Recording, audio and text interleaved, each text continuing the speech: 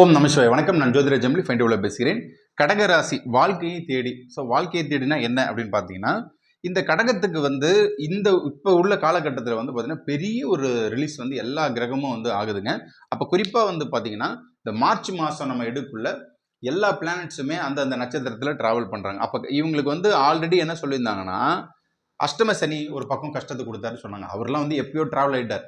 ஆனால் இவங்க வாக்கியப்படி என்ன சொல்கிறாங்க, இப்போ தான் அஷ்டம சனி முடிஞ்சு உங்களுக்கு கிட்டத்தட்ட 9ல் பாக்கிய சனி போகிறாங்க. சரி, அவங்க சொல்கிறபடி கணக்குப்படியே நீங்கள் பார்த்தாலுமே நம்ம சொன்ன கணக்குப்படி 9ல் சனி. சரிங்களா?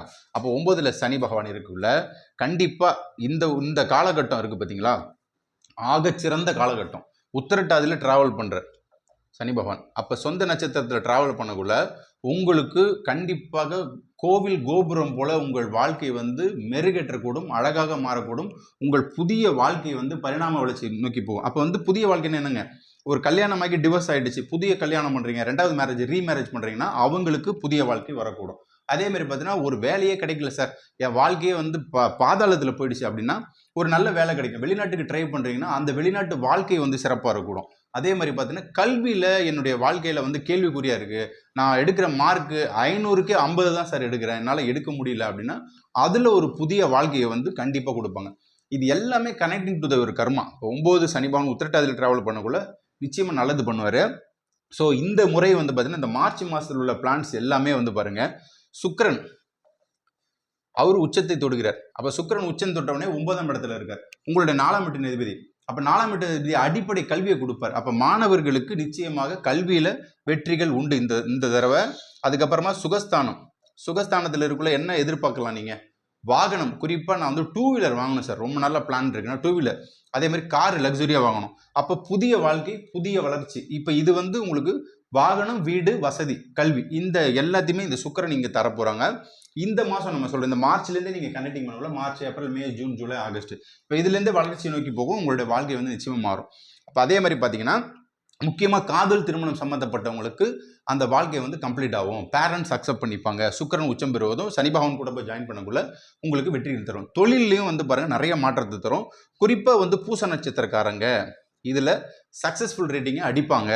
அதே மாதிரி பார்த்தீங்கன்னா புனர்பூச நட்சத்திரக்காரங்க ஆல்ரெடி ப்ராப்ளத்துலேருந்து வெளியே வந்துட்டுருக்கீங்க, கொஞ்சமாக வெளியே முழுசாக வெளியே வந்துடுவீங்க. அதுக்கப்புறமாக ஆயில்யம்.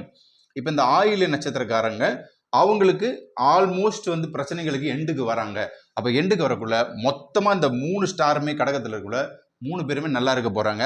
உங்களுடைய தசா புத்திகளை பார்த்து கொள்ளவும் அதுக்கேற்ற மாதிரி பலன் கொடுப்போம். ஆயில்ய நட்சத்திரமாக நீங்கள் சூரிய தசையை சந்திக்கிறீங்கன்னா கண்டிப்பாக இந்த கடகத்துக்கு சூரிய தசை சூப்பராகும்.